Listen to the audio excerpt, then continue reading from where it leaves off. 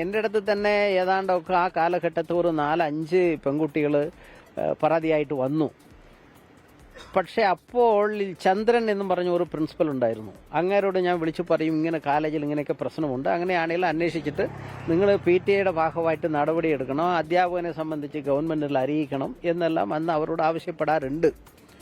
അത് കഴിഞ്ഞിട്ട് ഞാൻ ഇവരോട് നിർബന്ധിച്ച് പരാതി വേണോ, കൊടുക്കുന്നുണ്ടോ, കൊടുത്തോ എന്ന് ചോദിച്ചപ്പോൾ പരാതി കൊടുത്തു.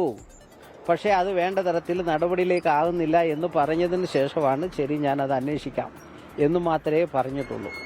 എസ് രാജേന്ദ്രൻ അദ്ദേഹത്തിന് പങ്കൊന്നുമില്ല എന്നാണ് പറയുന്നത്. പക്ഷേ അപ്പോഴും വ്യാജ പീഡന പരാതിയിൽ ഒരു അധ്യാപകൻ പ്രതിയാക്കപ്പെട്ടത് 11 വർഷമാണ്. അതിനുശേഷം നിയമപോരാട്ടത്തിനൊടുവിലാണ് കുറ്റവിമുക്തനാക്കപ്പെട്ടത് എന്നുള്ളതാണ് ഏറ്റവും പ്രധാനമായും പറയുന്നത്. മാത്രമല്ല അധ്യാപകന്റെ ആരോപണം അത് തന്നെയായിരുന്നു. അതായത് SFI അനുഭാവികളായ വിദ്യാർത്ഥികൾ മൂന്നാറിലെ CPIM ഏരിയ കമ്മിറ്റി ഓഫീസിൽ വെച്ച് പരാതി എഴുതി ഉണ്ടാക്കി പോലീസിന് നൽകുകയായിരുന്നു. അതിൽ എസ് രാജേന്ദ്രൻ MLA ഉൾപ്പെടെ ഇടപെടുകയും ചെയ്തു എന്നുള്ളതായിരുന്നു പ്രധാനപ്പെട്ട ആരോപണം. എന്തായാലും ഈ പരാതിയിൽ ഇടപെട്ടിട്ടുണ്ട് എന്ന് എസ് രാജേന്ദ്രൻ പറയുന്നുണ്ട്. പക്ഷേ ഈ പാർട്ടി ഓഫീസിൽ വെച്ച് പരാതി എഴുതി തയ്യാറാക്കാനോ അല്ലെങ്കിൽ ഈ ആനന്ദ് വിശ്വനാഥ് എന്ന അധ്യാപകനെതിരെ ഗൂഢാലോചന നടത്താനോ താൻ ഇടപെട്ടിട്ടില്ല എന്നുള്ളതാണ് എസ് രാജേന്ദ്രൻ പറയുന്നത്. പക്ഷേ വിദ്യാർത്ഥികൾ പലപ്പോഴായിട്ട് ഈ ആനന്ദ് വിശ്വനാഥ് എന്ന് പറയുന്ന അധ്യാപകനെതിരെ പരാതികൾ ഉന്നയിച്ചിട്ടുണ്ട്. സമാനമായ രീതിയിൽ ഈ അതിക്രമങ്ങൾ കുട്ടികൾക്ക് നേരെ നടത്തുന്നതുമായി ബന്ധപ്പെട്ടുള്ള പരാതിയായിരുന്നു അത്. അപ്പോഴൊക്കെ താൻ ഇടപെട്ടിട്ടുണ്ടായിരുന്നു. അപ്പോഴും ഏതെങ്കിലും തരത്തിലുള്ള ഗൂഢാലോചനയുടെ ഭാഗമായി നിന്നിട്ടില്ല എന്നുള്ളതാണ് പറയുന്നത്. മാത്രമല്ല ഈ 5 വിദ്യാർത്ഥിനികൾ പോലീസിൽ ഈ അധ്യാപകനെതിരെ പരാതി കൊടുത്തതിന് ശേഷം തന്നെ വന്ന് സമീപിച്ചിരുന്നു.